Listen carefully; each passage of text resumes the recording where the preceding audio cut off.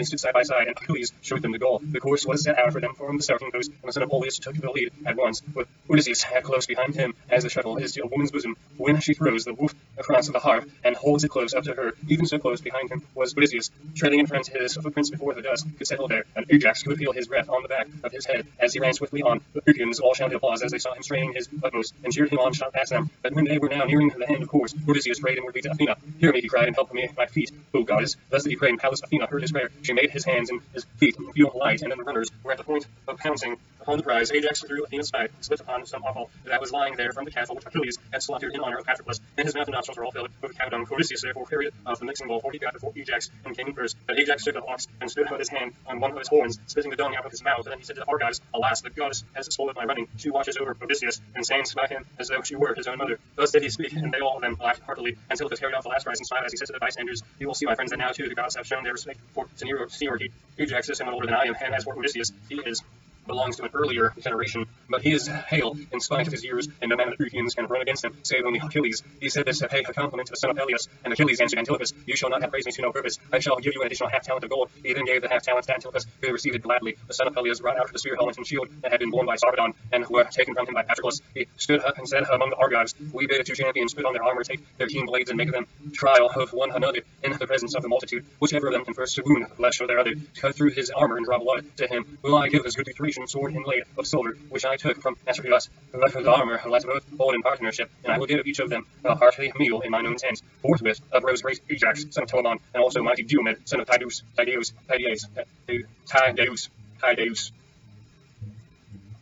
When they had put on their armor, each one on his own side of the ring, they both went into the middle eager to engage, and with the fire flashing from their eyes, the Phrygians marveled as they beheld them. When the two were now close up with one another, thrice did they spring forward, and thrice to strike each other in close combat. Ajax pierced Diomed's round shield, but did not draw blood, for the pierce beneath the shield protected him. Theron, son of Tydeus, from his huge shield, kept aiming continually at Ajax's neck with the point of his spear, and the Phrygians, allowing for his safety, bade them leave off fighting, and divided the prize between them. Achilles then gave the great sword to the son of Tydeus, and with its scabbard and the leathern belt with which to hang it.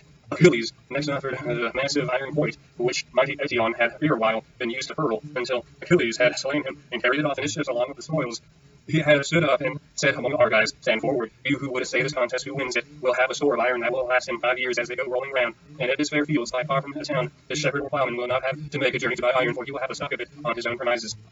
Then uprose the two mighty men, Polypoetus and Leontius, with Ajax, son of Telamon, and noble Epius. They stood up one after the other, and Epius took the quoit, hurled it, and flung it with him, which set all the Phrygians laughing. After him threw Leonotis, son of race of Ares. Ajax, son of Telamon, threw third, and sent the quoit beyond any mark that had been made yet. But when the mighty Polypoetus took the quoit and hurled it at through, it had been a stockman's stick, while he sends flying about among his cattle. When he is driving them, so far did his throw outdistance those of the others, all of who sat in roared applause, and his comrades carried the prize for him, and set it on the roar of his ship. Achilles next offered a prize of iron for archery, 10 double-edged axes and 10 with single edges. He set up a ship's mast some way off upon the sands, and with a fine string tied a pigeon to it by the foot. This was what they were to aim at. Whoever, he said, can hit the pigeon shall have all the axes and take them away with him. He who hits a string without hitting the bird will take a worse aim, and shall have the single-edged axes. Then uprose King Topsir, and Meriones, the stalwart steward squire of Iomenius, rose also. He cast lots in bronze helmet, and the lot of Topsir fell first. He let fly with his arrow forthwith, but he did not promise hecatombs of firstling lambs to King Apollo, and missed his bird, for Apollo foiled his aim, but he hit the string with which the bird was tied, and near its foot the arrow cut the string clean through, so that it hung down towards the ground, while the bird flew up into the sky. The Phrygians shouted applause. Meriones, who had his arrow ready with Topsir, was aiming, snatched the bow out of his hand, and at once promised that he would sacrifice a hecatomb of firstling lambs to Apollo, lord of the bow. And espying the pigeon high up under the clouds, he then hit her in the middle of the wing, as she was encircling upwards. The arrow went clean through the wing, and fixed itself in the ground at Meriones' feet. But the bird perched on the ship's mast, hanging her head, and with all her feathers droppings, the life went out of her, and she fell heavily from the mast. Meriones therefore took all 10 double-edged axes by Topsir, bore off the single-edged ones of the ships, and the son of Peleus brought in a spear and a fortune that had never been on the fire. It was worth an axe, and was chased a pattern of flowers, and those that would throw the javelin stood up to with the son of Atreus, king of men, Agamemnon, and Meriones, stalwart squire of Idomeneus. But Achilles spoke, saying, "Son of Atreus, we know how far you excel all others both in power and in throwing the javelin. Take the cauldron back with you to your ships, and if you so please, let us give the spear to Meriones, or merry ones. This is at least is what I should myself wish." King Agamemnon assented, so he gave the bronze spear to Meriones, and handed the goodly cauldrons at Talthybius, his esquire.